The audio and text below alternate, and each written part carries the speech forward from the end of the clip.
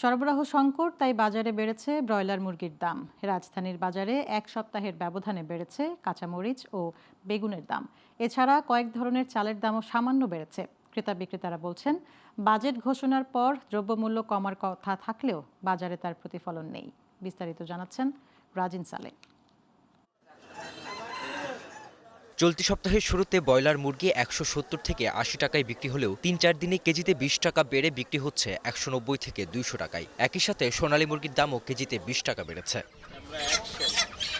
বেড়েছে আলুর দামও। এক মাস আগে প্রতি কেজি আলু ২০ থেকে ২৫ টাকায় বিক্রি হলেও এখন বিক্রি হচ্ছে ২৫ থেকে ৩০ টাকায়। এক মাসে বাজারে চিনিগুড়া বা পোলাও চালের দাম কেজিতে ১৫ টাকা বেড়ে ১৬০ থেকে ১৭০ টাকা হয়েছে। সরু চালের দাম কেজিতে ২ টাকা বেড়ে ৭২ থেকে ৮৫ টাকা এবং মাঝারি ও মোটা চালের দাম বেড়েছে ১ থেকে ৩ টাকা। পোলাও চালের দামটা অনেক বাড়ছে। পোলাও চাল কেজিতে ২০ টাকা বাড়ছে। সবচেয়ে বেশি পোলাও চালের দামটাই বেশি বাড়ছে। এক সপ্তাহের ব্যবধানে কেজিতে ২০ টাকা বেড়ে কাঁচামরিচ ১২০ থেকে ১৬০ টাকা এবং বেগুন ৭০ থেকে ৮০ টাকায় বিক্রি হচ্ছে।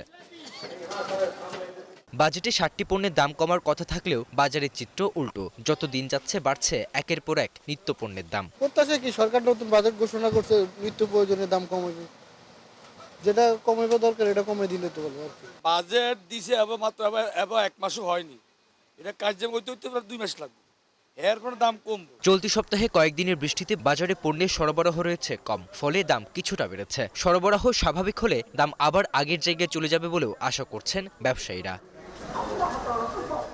রাজিন সালে, গ্লোবাল টেলিভিশন, ঢাকা।